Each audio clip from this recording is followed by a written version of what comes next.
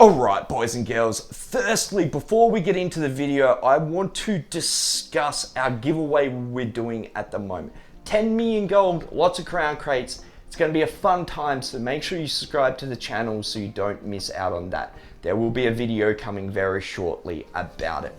Next up, for those that didn't see my previous video, I'd highly recommend going and watching that before you watch this one or after. It was episode 1 of Max the Stat, and it's basically where we take a single stat in the game and push it to its breaking point. See how far we can get it, and we chose health for episode 1. That's kind of the soul of this build. We've made some changes from that video, but we've kept that max health. I could have done a lot of things here to make this build more viable, I guess, but it would have dropped me down into the 50k health, and I think that kind of defeats the purpose of having a crazy health build, and that's what we're going for in today's video. This works really well in dungeons, so if you're having a little bit of trouble in PvE, and works really well in PvP as well. Obviously 20k Dark Cloak heals is going to make everything pretty damn easy.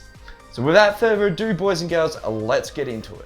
Alright, the skills, boys and girls. So we're pretty much stacking all shadow skills in here besides our taunt for PvE. This will swap for PvP, we will run concealed weapon. But for PvE, we're running shadow image, dark cloak, refreshing path, pierce armor for our taunt, and then mass hysteria. And the reason we're doing this is for dark vigor. Increase your max health by 3% for each shadow ability slotted. And then we are running vamp form. Now, feel free to run sword and board. Sword and board's actually going to be a very viable option in a lot of scenarios, especially PvP. I would run Spell Wall in PvP over Vamp form. I just don't have it unlocked on this character. But yeah, there are our skills. So let's move on, boys and girls. Okay, CPs, we're running a Duelist Rebuff, Fighting Finesse for those juicy crit heals, Focused Mending to increase our healing even more, and Swift Renewal. Then in the red, we're running Fortified to get our armor up, max health obviously, Bracing Anchor. This is a really strong CP. It's going to give us 20% more block mitigation, but at the cost of movement speed. Obviously, we don't want to move anyway, so this is really good. Then we have Survival Instincts. We all know this is my go-to. I run it on every build. It reduces our core cost by 25%. Then we are running Stage 3 Vamp on this bad boy, and you'll get a sneak peek of what we're running gear-wise, but we are running Stage 3 Vamp and Smoked Bear Hunch. Recovery in PvE on this build is really good, so if you don't want to run the super expensive food, then feel free, and then we obviously are running the tower as well. Okay, so gear-wise, we are very similar to what we were in our previous video. We are running 4-piece Beekeepers, 5 Plague Doctors. We are running Divines on small pieces, Infused on large pieces, with health glyphs on small pieces, and triglyphs on large pieces. Now, obviously, I've got some training pieces here. I wasn't willing to waste transmutes on this build.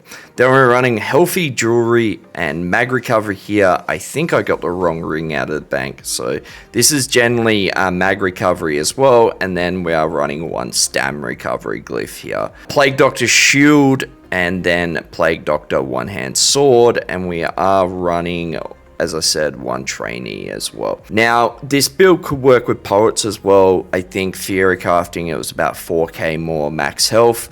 I just didn't want to sink any more gold or time into this build. So if you do want to go that way, you obviously drop the 4-piece Beekeepers, and then you drop the Malabeth for the 5-piece.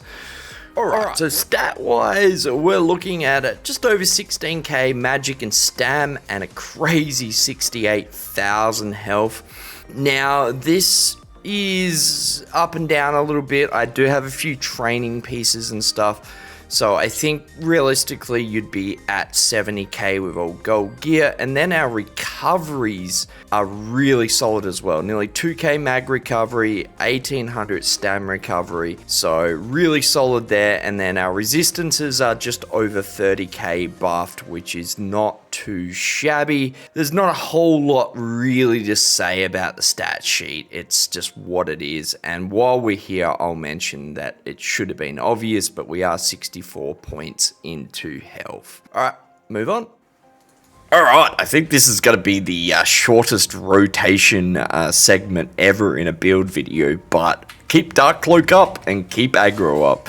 You've obviously got Shade you can keep up, and then Refreshing Path is going to give your group a little bit of a nice hot. It's at 1400, and then I think it's about 2.5k crit. But yeah, that's basically the PvE rotation. Even not blocking a lot of stuff in PvE, you can just live through it super easy. Then for PvP, it's much the same, but you're going to have Concealed Weapon instead of Pierce.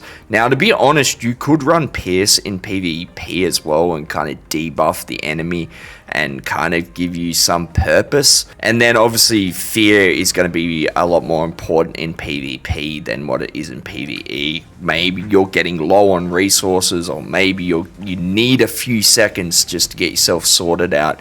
You can fear the enemy off you. Don't underestimate Shade either in PvP. This really gives you, the ability to get out of people's faces. So, you can lay Shade, dodge roll a couple times, and then, you've got that out if you need it. That's it. There's really nothing else to it. It's a 2-button build realistically. In PvP, it's pretty much a 1-bar build. Keep freaking Dark Cloak up and you will pretty much not die.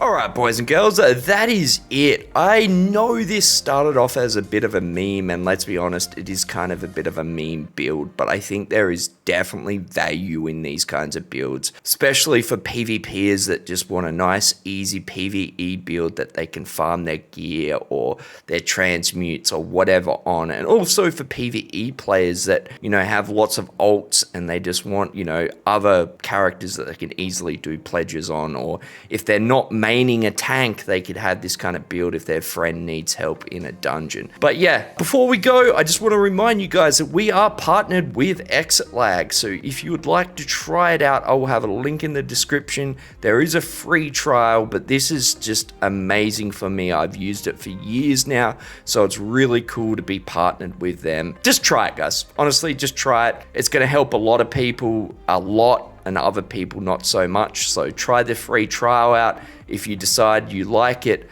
use code JTK to get 20% off. I love yous, and I'll catch yous in the next one. Peace.